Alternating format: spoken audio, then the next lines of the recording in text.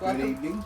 welcome to tonight's barn banter. We normally do it on Wednesday night, but Mother Nature kind of threw a storm or threatened us with a storm. We've had some rain, but Missed it's the biggest part of it. No damage. so lessons are canceled. Horses are in the barn because we were told that to get our weatherman said to get the livestock in. So um, while we're letting dinner cook, I thought we'd do our barn banner. And Brent has no idea what we're talking about tonight. This is impromptu, so be prepared for just about anything. So, um, it's the time of year when babies are hitting the ground. It's the time of year when people are putting the babies up for sale. So, one of the big topics that people generally bring up is how come they cost so much? Wow. Um, well, when you, this isn't about us, but babies in general. Correct. Um, when you're looking at proven crosses, a proven breeding program, um, be it popular bloodlines or proven winners, um, quality cost. And if you want to hedge your bet, uh, you're going to pay a little extra for that quality. Hi guys.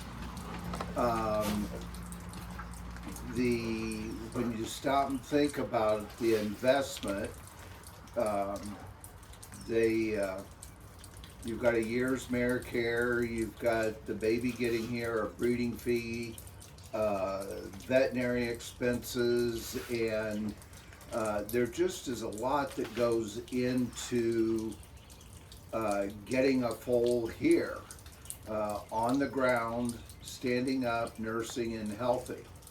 And I still feel that they'll probably never be any cheaper than they are right now. Um, they've got their whole life ahead of them. You may have some maintenance, you may have some accidents and stuff, but in order for a breeder to stay in business and continue to produce nice horses or great horses or horses people want, they've got to recoup most of their costs. This is not an easy business. You're going to lose some. You're going to have a death rate with them. It's just like any other breeding program, be it hogs or cattle or especially show stock. There's a lot of risk, and uh, there's just like I said, a cost associated with that, and a breeder has to at least break even or hopefully make a little bit to pay their overhead and their bills. And we're fortunate. I mean, every now and then we do breed to an outside stallion because we have a mare that is a product of our breeding program that we can't cross on one of our studs. We don't have that as much anymore since we've bought the double register, Just Come Easy. Right. But we will breed outside, and we collect all our stallions here by ourselves.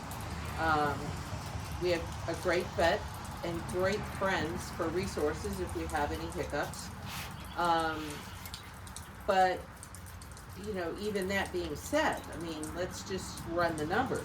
How much does it cost us to feed the mare for the year? And we're feeding them at home We buy all our hay and grain though. 5 months out of the year. They're outside, so we Yeah. don't have as much Hay costs. or sawdust costs. Fatty, yeah. But on the low side, it's $3,500 to It's closer to 5,000. Yeah, when we go back through everything, we keep coming up between 400 and 450 as just a bare cost for hay, grain, and bedding, a little bit of labor, you know, And we don't have, the stud fee. no, We do all our insemination ourselves. So we've saved probably, you know, depending on your stud fee's gonna run you anywhere from, buy it on a special, $7.50, or buy it up to, you know, whatever you spend for some of the really great studs. 3,500, right. 4,000. I mean, You know, and then you tackle that on top with making sure your mare's clean. You know, if you've done any prep to get your mare ready to breed. On top of that, you've got the vet coming to ultrasound. You probably inseminate. and inseminate. You've got another 250 to 500 for some of the studs Yep. to get the shipment even here. Yep. Vet comes back out. And then a 15-day, you know, ultrasound to see if she's in full, 30 days for a heartbeat, 45 days to confirm that she's still carrying it, you know, and then 11 months till 10 months till you see the outcome. So it's very easy. If you're paying attention to those kind of numbers, it's very easy for someone that is using a lot of outside help to get this done. It's very easy to see that they've got $7,500 to $10,000 in that baby before they even begin to think about making a profit. Correct. And that's not And that's on the conservative side. correct. And so when people ask, why are the foals getting so expensive? Well, that's just cost. And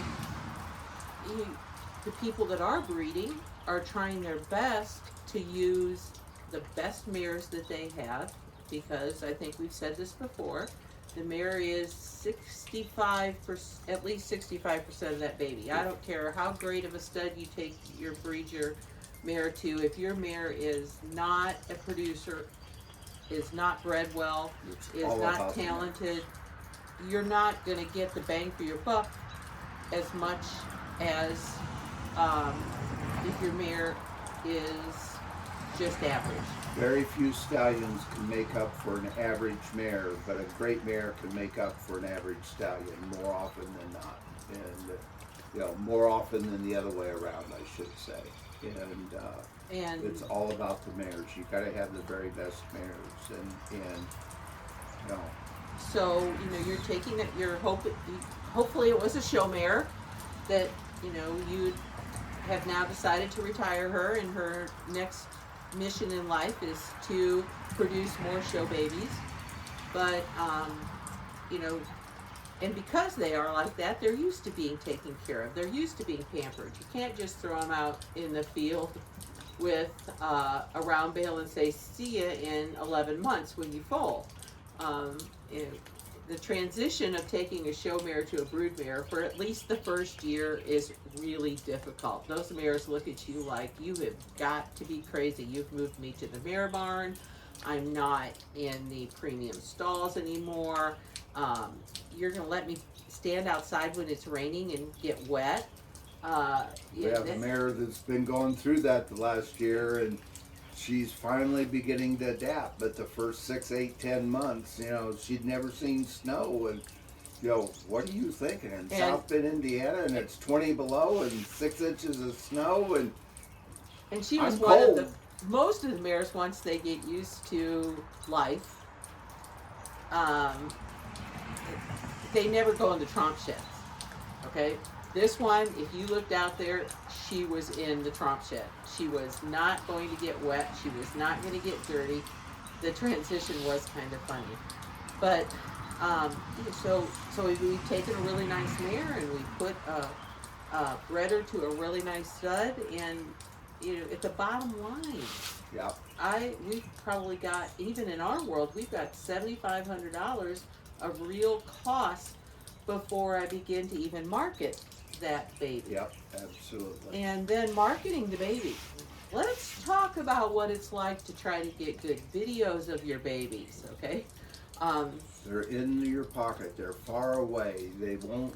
They won't jog. They won't. All they want to do is run with their tail up over their back. And you put them out in the round pen, and mom's on the Mom's inside, always, yep, and hiding her. baby's on the outside. Yep. You can't ever see the baby go around. And we do the videos ourselves, not without some stressful discussions sometimes about if we were doing it the way. Courtney and you have tension and No, Courtney and I stressful don't. discussion? That's why I prefer that Courtney does all the videos. Oh, I see. Yeah. So, and then you have to market it, or you give it to someone to market. We've already been through the whole discussion of what commissions are, and so, you know, I'm not sorry, but I just want you guys to understand. I want the world to think about what it takes to get you a great performance horse. And now that we have said that, you know, we're fortunate. Most all of our babies sell before they're weaned or soon after they're weaned. We don't have yearlings hanging We around. have not had a yearling in at least 3, if not 4 years to sell. We're But- very, very fortunate. But when you do have a yearling, you're now adding, Another 5,000 a year. you know, so when your yearlings are coming up priced at $12,500 to $15,000, once again, that person is just recovering their investment. They're not making any money. Yep. Yeah. And so when you're out there looking for a baby, you know, kind of realize those things. And The thing that I think, you know, and as I'm thinking through this, again, remember, this is impromptu. Whether you're breeding your own mare or getting ready to buy a weanling or a yearling, kind of have a plan and a goal. Know what you're buying, know what you're breeding. You know, you want to breed for a hunt seater. Well, you're not going to breed the 15-hand little Western pleasure horse and your 15-hand mare that just, you know, has been a top 10 in the year-end standings or a top 10 at the World Show. You know, and think that you want to go to the World Show in the hunter under saddle. Have a plan and do a little research. Whether you're breeding your mare to think that you can save money, you know, we've already discussed that. You're going to have a huge investment in it yourself if you want to raise your own baby. If you're going to go buy one, you know, and I'm going to shoot myself in the foot, or Julie, because she does all the marketing, but research what you're buying. What has its siblings done? What has mom done? What has dad done? And have a goal and a thought process. One of my favorite sayings is, the horse business defies logic. It's predicated on dreams and emotions. And we sell a lot of our babies because they're cute, but we also know what they're going to be. We've got enough history after 20 or 30 years of breeding these that we have a pretty good idea how big they're going to get, what their strong suits are going to be, what their weak spots are going to be. But kind of do a little research and think about, don't buy them strictly on emotions. Oh, that's cute, I think I want to buy that one, with no plan in mind. I would encourage you to give it some thought and be smart and diligent in what you want and why you want it, and it will save you heartache and frustration when that baby is 2 years old, 3 years old. Well, this isn't what I expected when I bought it. It is a major investment in a weanling, yearling, and then the training and all the other stuff that goes with it. Make sure you've got a good plan, I guess, is my best advice to you. And make sure your plan includes how you're going to move that baby through its yearling year, through its training year, its 2-year-old year, until it ends up being something that you're either going to be able to ride and or market again. Right. Um, they're they're a lot like parenting. You can tell which parents are good parents because, or disciplinarians, let me say, not beating them, but disciplinarians. Those kids know when mom and dad look at them out of the side eye. Some kids like snap to right away and they're like, oh wow, I pushed their button. Other kids are like, oh wow, I pushed their button. Look at this. Now let's see if I can do this. Push them a little farther. And buying a baby, while it may appear to be more reasonable for you in the initial purchase, you've got to have a commitment to spending time with them. They are not dogs. They are not, you They're can't not pet them pets. and let them chew on you and get away with things. You can't leave them sit until their yearling year and then all of a sudden decide, oh, well, maybe I need to put a halter on it. Maybe I should teach it to lead. Or a 2-year-old. It's possible, but boy, is it hard. I mean, if you've ever cornered a yearling and tried to put a halter on them that doesn't, has not had a yearling or not had a halter on and not been led around, not been tied, we're not weak people, and sometimes capturing that to happen, and it's been forever here that we've done it. Yeah. But it's hard to get them gathered up and get that around, and then they see you as, instead of if you taught them discipline from a very early age, they see you as a enemy, not a friend. Correct. And so they're a little hesitant of you. That first few weeks or months. They're not very trusting of you. But make sure you have a plan. Even so far as in today's world, it's getting really hard to find colt breakers. Yeah. Yep. Nobody wants to get tossed off of them. Nobody wants to go get on the first 30 or 60 rides and push them into a lope and ride that forward motion, and it's hard. And finding a colt breaker nowadays is, you've got to get on a waiting list. It's nothing to, in November of this year, to have the colt breakers have their January, February, March, April pretty much all filled with Our guy people was already booked sending through it. March. Yep.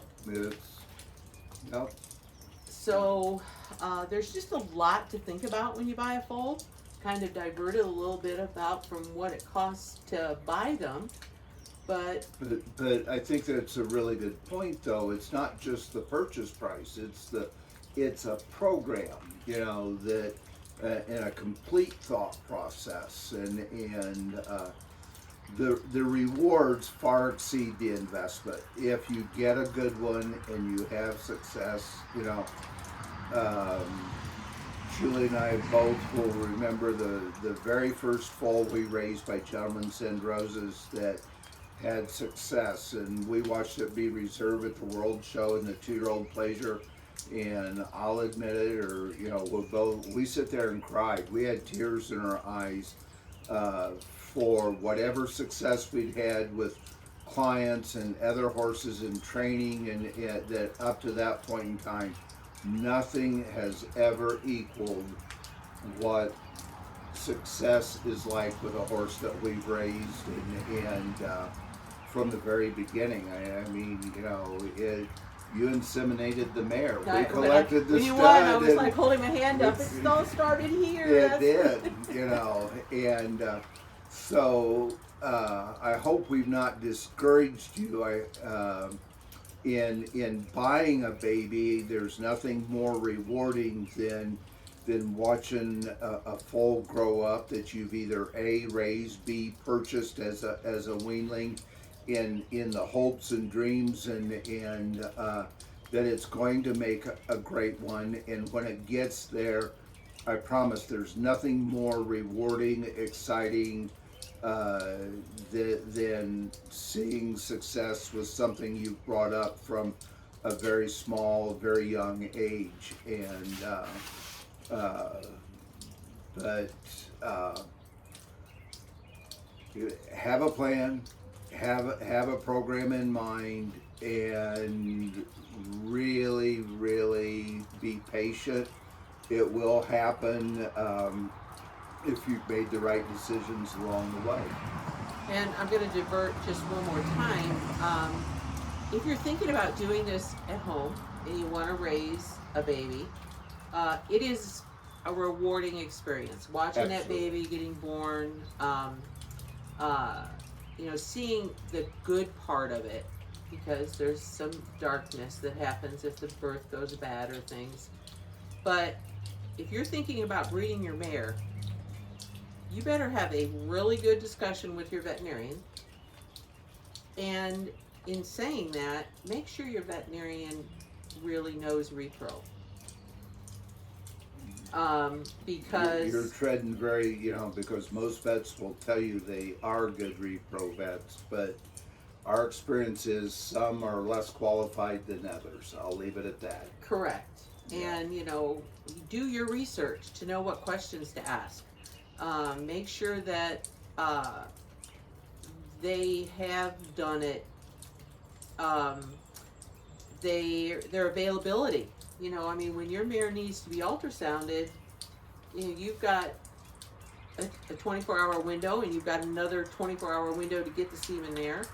And veterinarians today are extremely busy, and getting them to your farm to happen. You may have to order semen by 10 in the morning, and That may not happen. It's, you know, uh,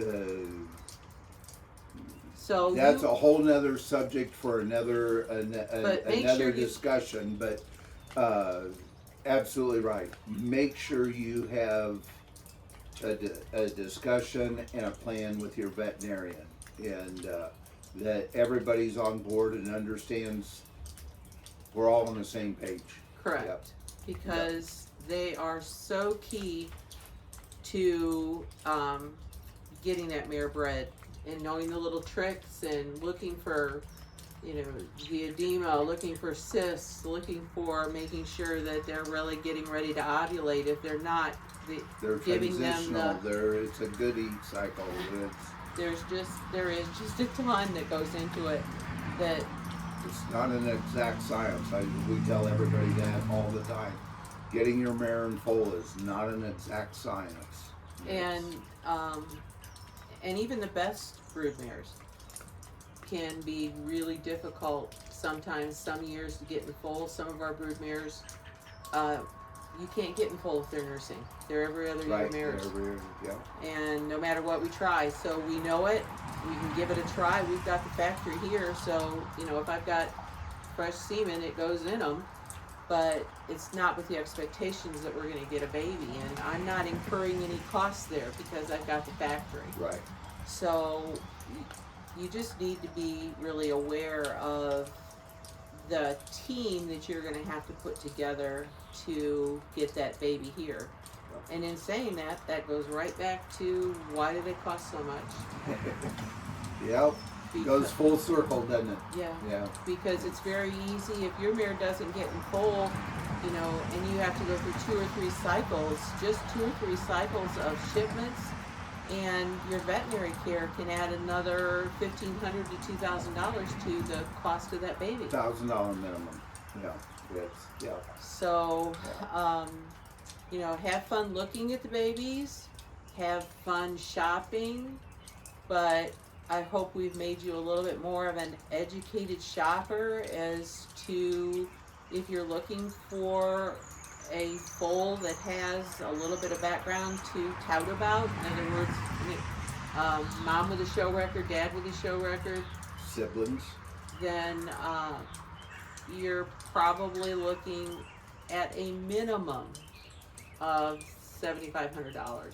So if you're going to ask people, how much their foal is, don't be shocked when they come back to you at $7,500 or $10,000 or 15,000, or most, if not all, breeders that are doing this today have a lot of experience, and they know when they've got a great one, and and don't be shocked if it's 30. yeah, 25 or 30. Yeah, especially if it's in any of the special programs like their Premier Sires or Yeah. things like that, where they Yeah. can win a significant amount of money back. Yeah. You're going to invest your money up front, hoping that you're going to win money in the end. Yep, exactly. So, hope you've enjoyed our barn banter tonight. You can find us on YouTube, subscribe to us, go back and listen to some of the other ones that we've done if you want to see some of our other philosophies on things, and we'll be back again next week. Have a good evening. Have a great night.